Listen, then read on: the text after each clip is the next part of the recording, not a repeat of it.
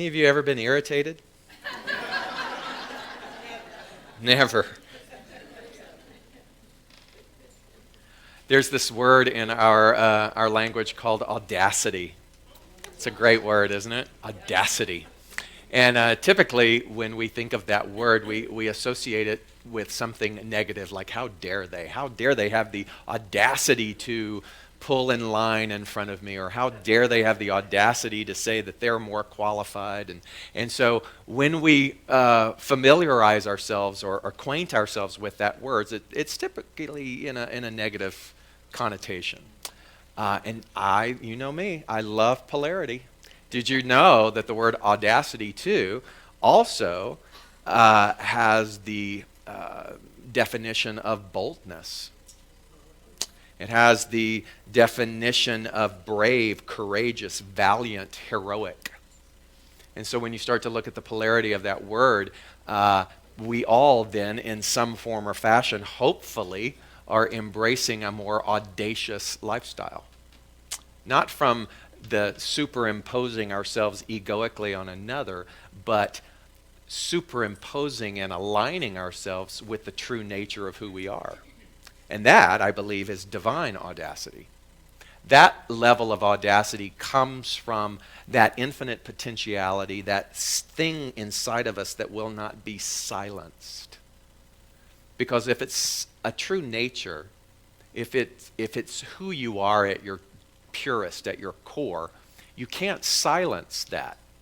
We can create a lifetime of oppressing that, of running away from that, of resisting it, and cultivate a lifestyle with regards to that kind of diminishment. But you can't fully eradicate it. And so I say to you, why not embrace it? Why not embrace your divine audacity? And what that looks like then is, particularly at this time of year when we talk about gratitude, what I've come to believe about gratitude is it's just like love, that you can't segment love.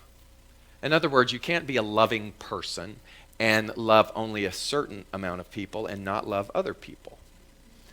And so you can't segment gratitude. Truly, if we're going to talk about the genuine, audacious, divine composition of gratitude and the energy of that particular feeling and the way in which it elevates us and the way by increasing that we work with the law to find and discover more things to be grateful for, we can't just say, I'm grateful for this, but I'm not grateful for that. If by definition, we are moving into divine audacity. So my teacher, my first teacher, Louise Hay, the thing that still sticks with me today is she said you must cultivate and find a way to be grateful for the entirety of your life. The entirety of your life. And it sounds so pretty, doesn't it? It sounds so poetic. And then we start thinking about things and remembering events and circumstances and people and communication. And it's very challenging for us to be audacious and bold with our gratitude in reflection. But it's the very thing that you and I are called to do. And what that does is, it then substantiates within us what we call practice. When I was in ministerial school in the 3rd century BC, we would, it was always about, and how are you going to practice this? What is your spiritual practice? How are you going to take all of this knowledge out of the intellect and put it into action so that you become a vehicle for manifestation? So that you, in all integrity, as to the degree of your willingness, can live and lead by example. And so my dear friend Edward Viljoen wrote me this week, and he goes, you got to watch my sermon from last week because I talked about you. So of course I had to watch his sermon, right? But he was using the prayer that Imra and I had done, and he facilitated that. And he told a story, and I had forgotten about this story because it was one that they used to use in ministerial school with regards to practice. And he had shared this, and I went, oh my God, I haven't told this story. So I'm going to tell this story. So there was this intentional community. Let's say it was in the OTP. In this intentional community in the for those of you visiting, it's out of the perimeter.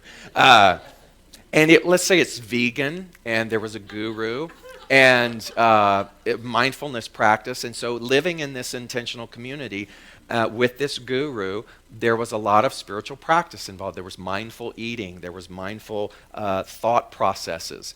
And in this intentional community was Sam. Now, Sam was just a seemingly not getting it.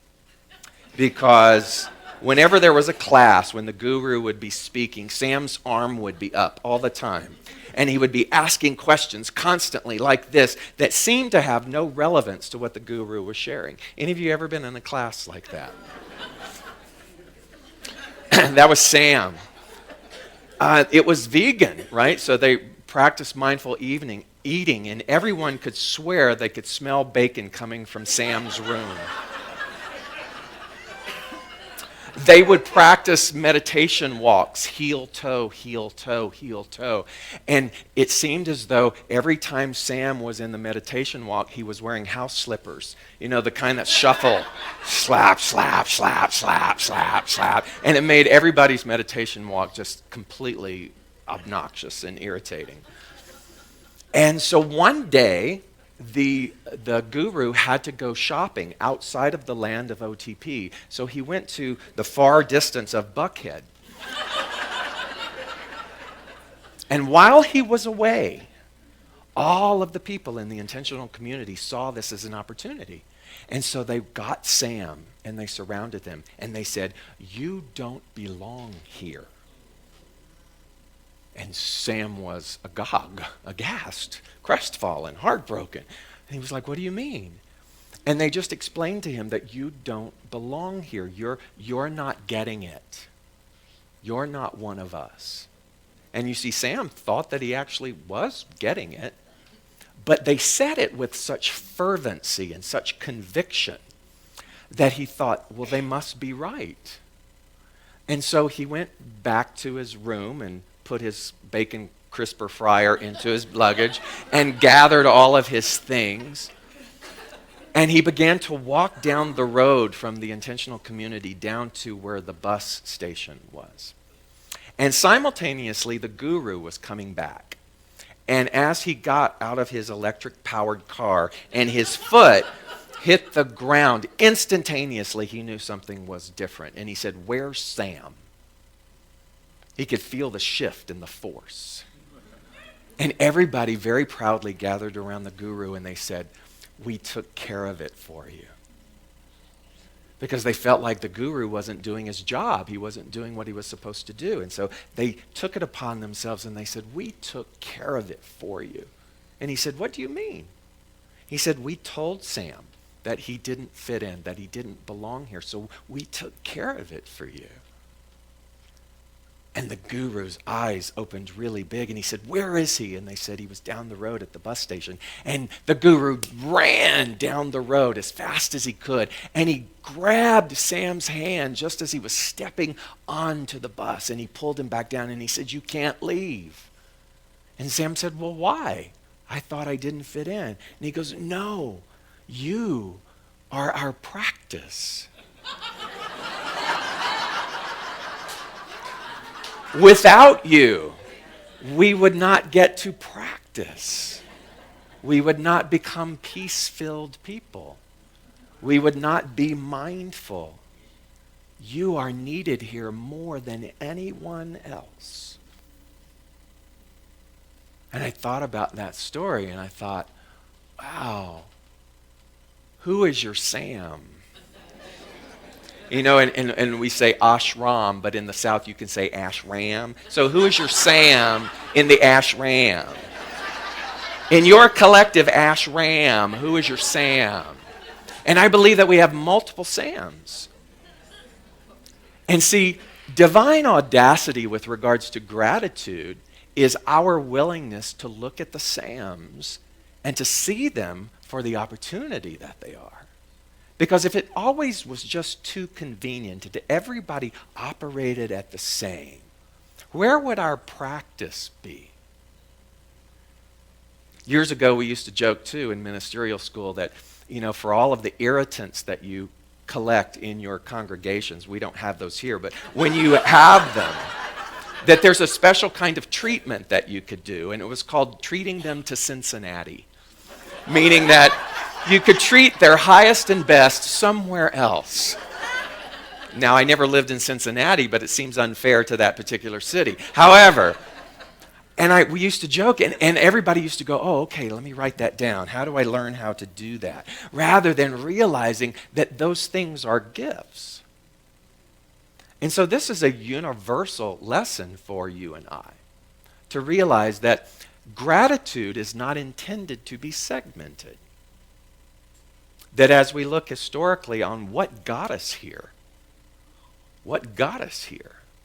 then that means that the wounding got us here. That means that the abandonment of the mother or the father got us here. That means that the ugly divorce got us here. That means that the failed business got us here. That means that the diagnosis got us here. And those things are the Sams in our life that I believe that we've been trying to avoid or placate or push to the side and in the corner and tried to keep them quiet rather than bringing them out and celebrating them. And realizing that by doing so, then, we get to practice this. What if this particular season of gratitude was genuine and audacious?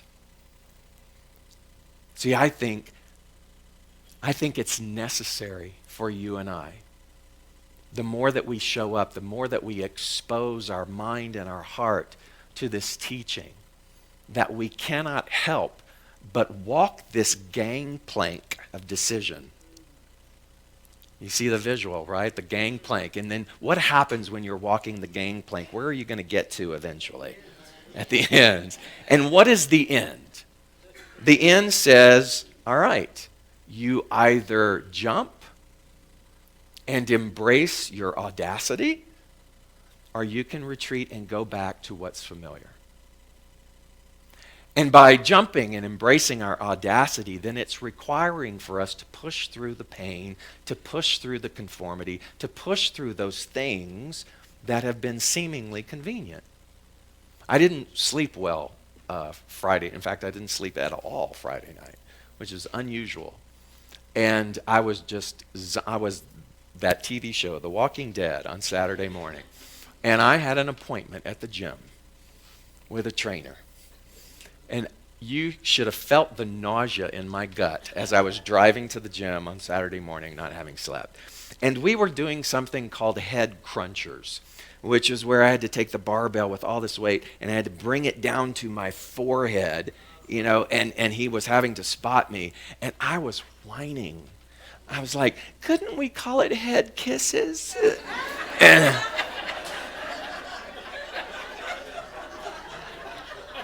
And he was not having any of it, And he said, stop whining. He said, stop whining and do the exercise.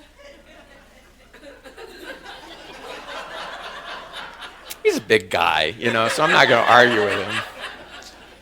And what was miraculous about that was what I thought wasn't there was actually there on the next rep. And then I thought, thank God that's over with. And then we went back and we redid that again. We went in cycles and did everything like 3 times. And by the 3rd time, I thought, I have nothing left. This is crazy. I have nothing left. He said, do the exercise. And I laid down and I did my head crunchers.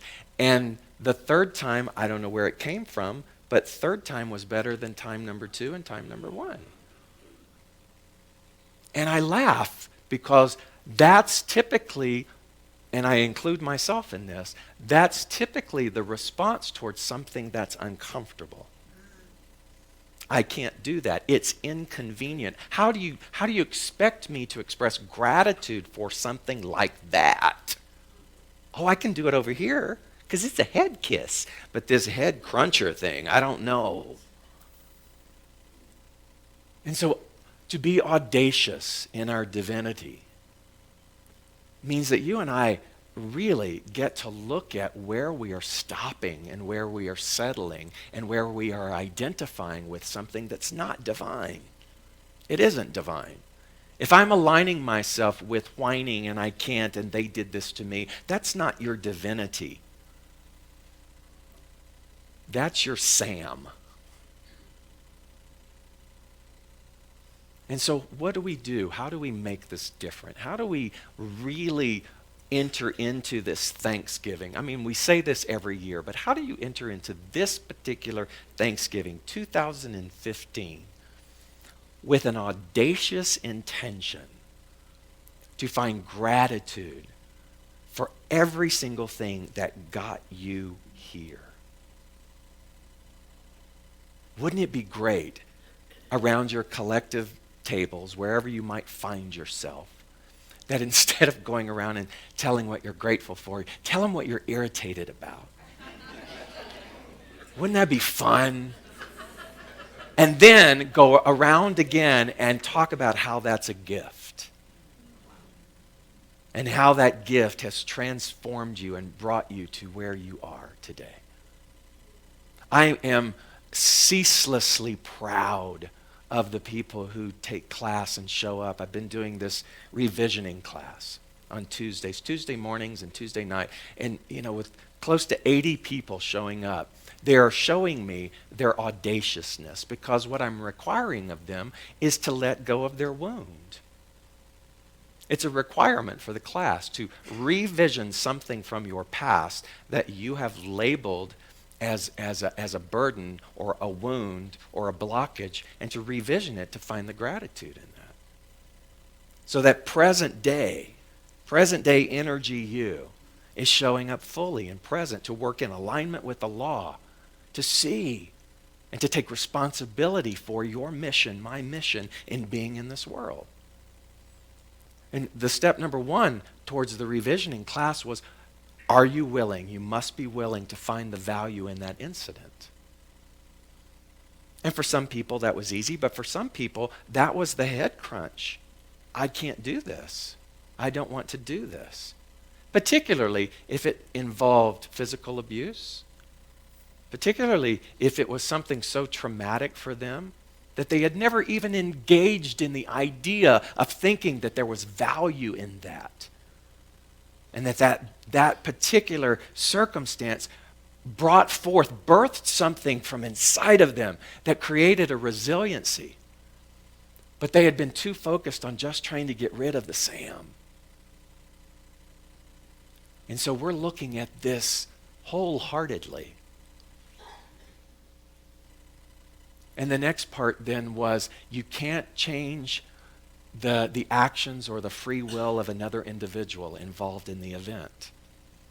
Ooh, can we just not do that step?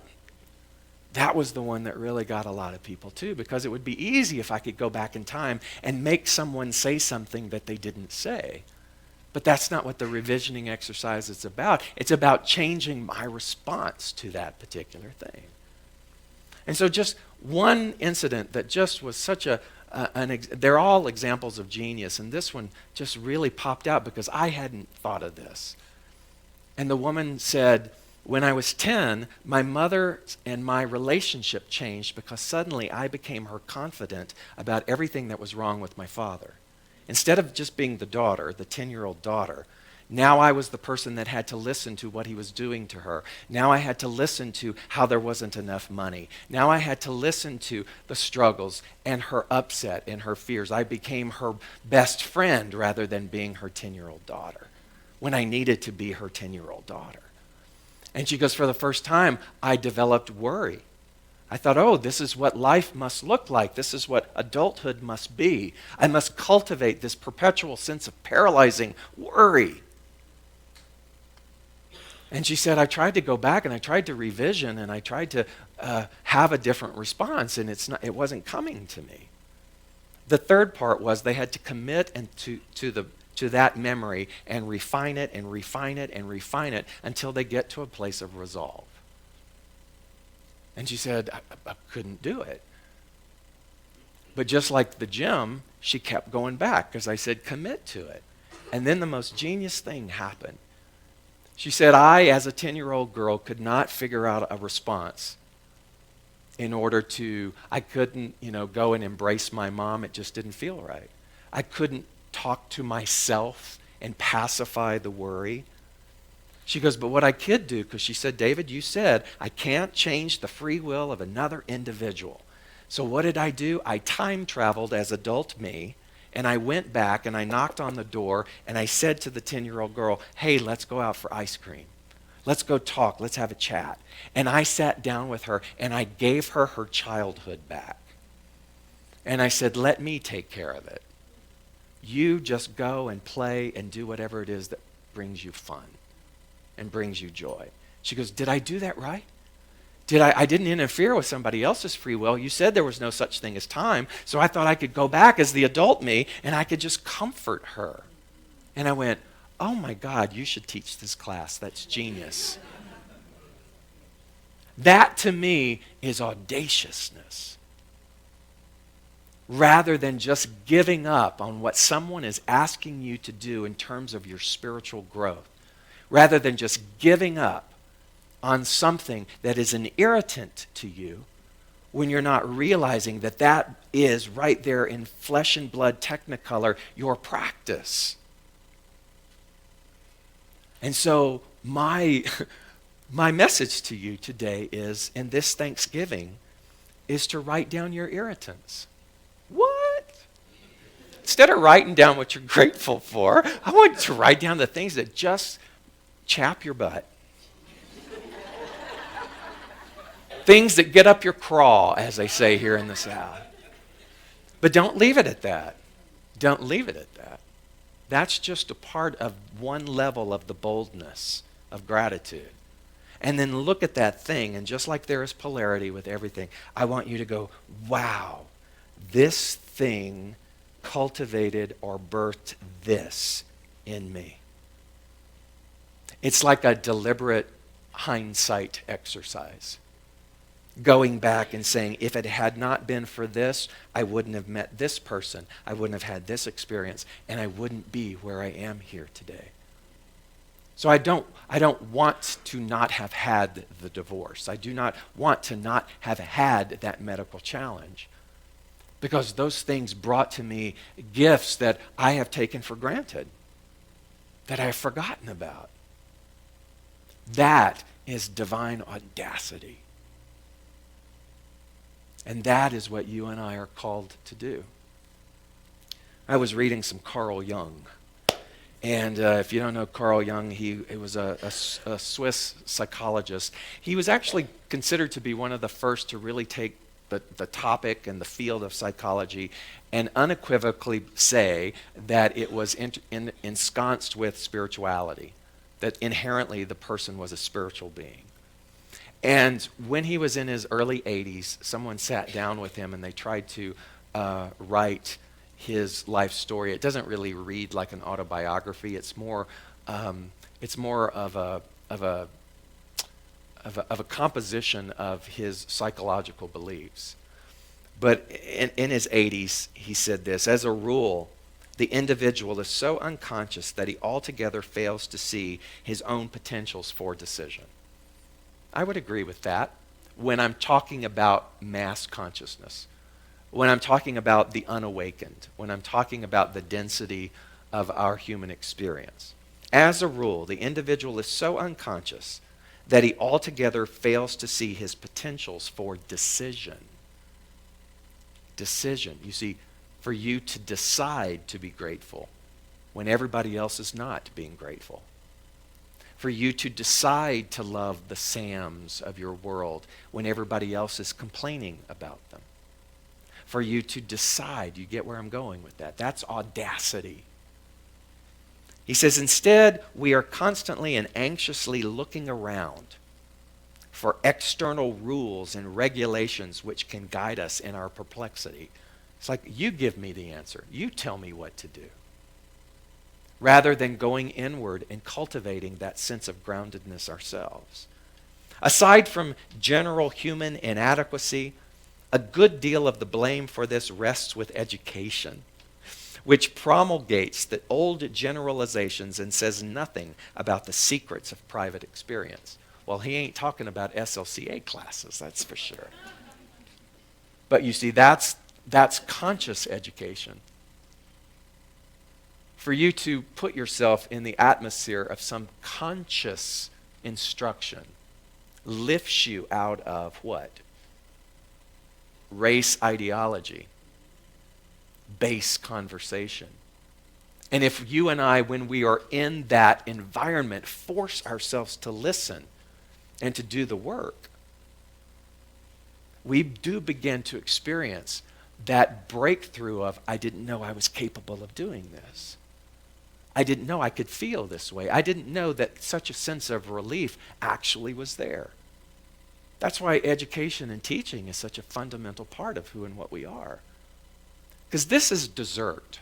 I always talk about the Sunday morning experience as dessert. But classes are the meat and potatoes. Because that's where we take these principles and you are offered to put them to the test, to apply them in such a way that it makes you think. He says every effort is made to teach idealistic beliefs or contact which people know in their hearts they can never live up to.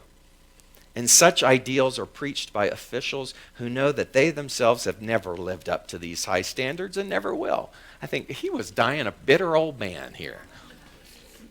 But basically what he was saying is the norm is that we're all listening to people telling us to do certain things, and while you're listening and you're nodding your head, in your heart you're saying, I can't do it. And then the person who's espousing all of this is not living by that standard either. And so when I look at that, when I read that, and I said, that's from Carl Jung, I thought, what is the opportunity here? The opportunity for me, at least in my own private piece of this equation, is how do I live this? How do I become bold, courageous, valiant, fearless, daring, in spite of the Sams, in spite of the stories, in order that you and I might be able to do this work together? And so as we move into our time of gratitude, this Thanksgiving, I'm extending an invitation to you to take this to a different level. What do you think about that? Are you dreading what's about to happen? Are you excited about it? Or is it just kind of same old, same old?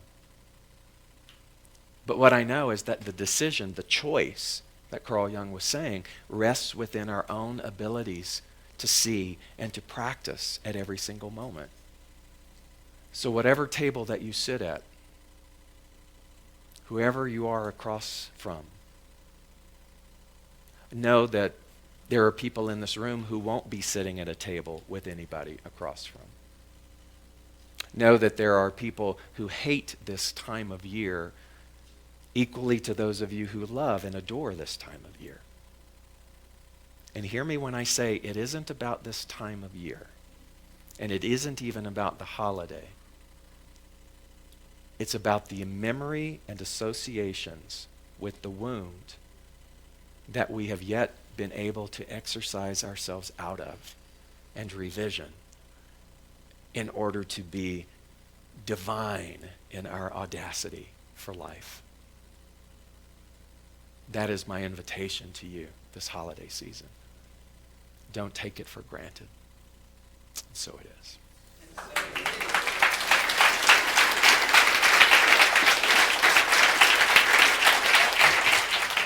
Hi, I'm David Ault, and I simply want to say thanks. Thanks for taking the time to watch our broadcast here at Spiritual Living Center of Atlanta. We have a vision, and that vision is to reawaken all to their spiritual magnificence. And one of the ways that we are able to do that is through this very medium of broadcasting. So if you got anything out of this, if you felt in any way inspired, or if something spoke to you directly, then I extend an invitation to you to become a part of our family by donating. And there are many ways in order for you to be able to do that. One is to simply go to our website at slca.com, and there you will find all different kinds of prompts that will help you support what it is that we are doing here in Atlanta. One way is to become a pledger. That means that you decide on a monthly basis that you are going to help us with this vision. Another way is to donate through our management system called Fellowship One, another through PayPal, and another even easier way is on your cell phone. You can do what's called text to tithe, and that number is 404-796-7030. Again, thank you so much for your support, and I invite you to come back weekly to see what it is that we're up to. Blessings.